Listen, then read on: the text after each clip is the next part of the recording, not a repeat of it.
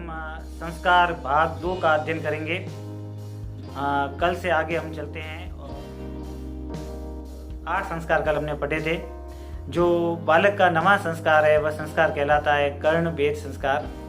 आज भी ये संस्कार कई लोग करते हैं। इसके अंदर बालक का जो कर्ण है वह भेदा जाता था और इसके पीछे जो वास्तविक धारणा थी वो वैज्ञानिक धारणा थी और एक प्रकार से एक्यूप्रेशर चिकित्सा थी, जिससे बालक का जो मस्तिष्क है वह सर्वांगीण बहुत ही अच्छे तरीके से विकास करता था और प्राय यह जन्म के प्रथम वर्ष से पूर्व के बालक का जो कर्ण भेद संस्कार है वह कर दिया जाता था।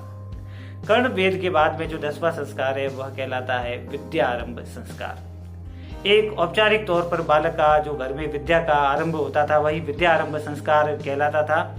इसके अंदर सबसे पहले सरस्वती या गणपति का पूजन करके और गुरु है वो बालक को एक औपचारिक तौर पर शिक्षा का आरंभ करवा देता था और यही विद्या आरंभ संस्कार कहलाता था।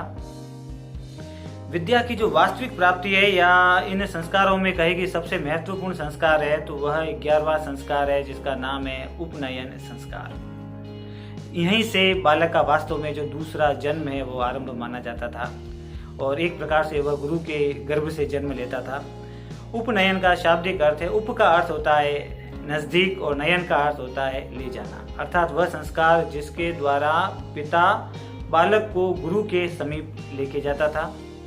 उसकी अगली कड़ी देखे तो गुरु है वह बालक को शिक्षा के समीप लेके जाता था और जो विद्या या शिक्षा है वो बालक को ब्रह्मचर्य के नियमों के समीप लेके जाती थी। यानी बड़ा ही व्यापक अर्थ है इस संस्कार का।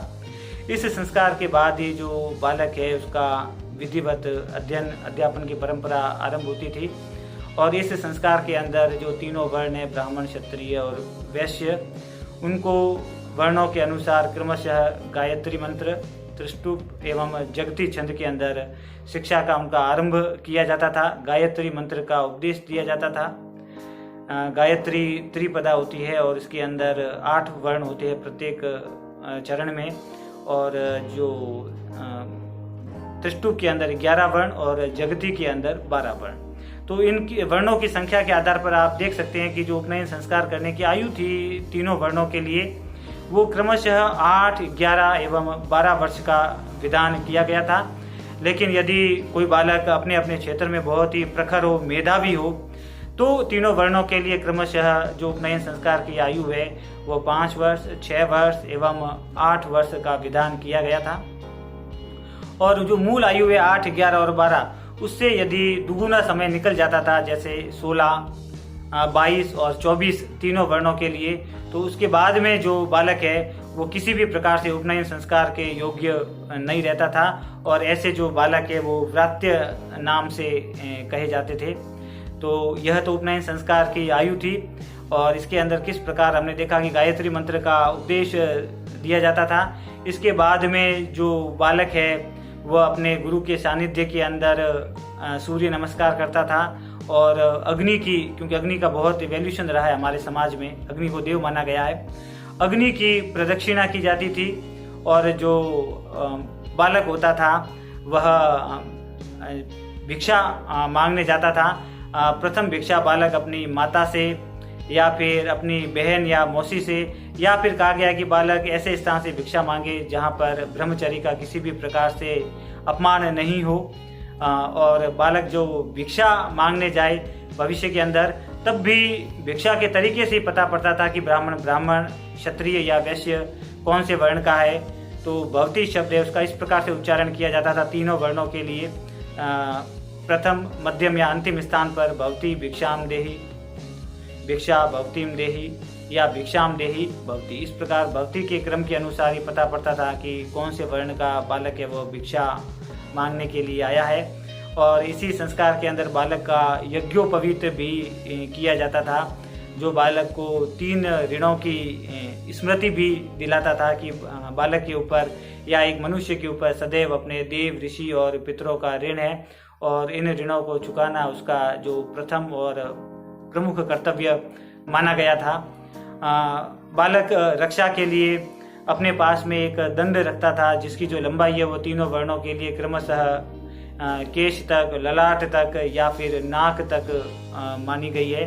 तो इतनी सारी जो विषय वस्तु है ये सभी उपनयन संस्कार का अंग थी और इसके द्वारा हम ये जान सकते हैं कि प्राचीन काल के अंदर उपनयन संस्कार का जो वैल्यूशन है, जो इम्पोर्टेंस है वो कितनी अधिक रही। इसके द्वारा बालक ब्रह्मचर्य आश्रम में रहकर, गुरु के समीप रहकर समस्त प्रकार की विद्याएं सीखता था, अनुशासन सीखता था, सभी बालकों के साथ समान रूप से व्यवहार किया जाता था और सभी बालक है वह गुरु की आज्ञा का तन्मयता से पालन करते थे।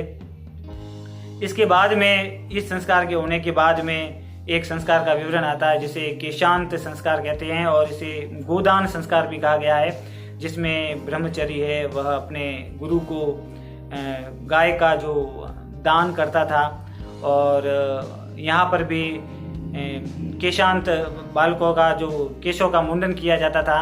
जो अलग अलग वर्णों के लिए इसकी जो आयु है वह अलग अलग जगह अलग अलग आयु मिलती है। प्राय 16, 20 और 22 वर्ष की आयु का विधान इस संस्कार के अंतर्गत किया गया है। तो इतना अध्ययन अध्यापन करने के बाद में जब बालक निकलता था, आश्रम से निकलने के बाद में बालक का समावर्तन संस्कार, यानी ये आश्रम के अंतर्गत उसका अंतिम संस्कार होता था। इसे स्नान संस्कार भी कहते हैं। और वर्तमान में ये देखा जाए तो आज जो दीक्षांत संस्कार या कन्वोकेशन किया जाता है वो यह समावर्तन संस्कार का ही एक अंग है। इसके अंदर बालक विधिवत अपना संपूर्ण अध्ययन परंपरा को समाप्त करके गुरु को ये वचन देता था कि वो आगे भी इस अध्ययन अध्यापन की परंपरा को सदैव प्रज्वलित रखेगा और उसे एक प्रकार से अनुमति मिल जाती थी कि अब उसका ब्रह्मचर्य समाप्त हुआ।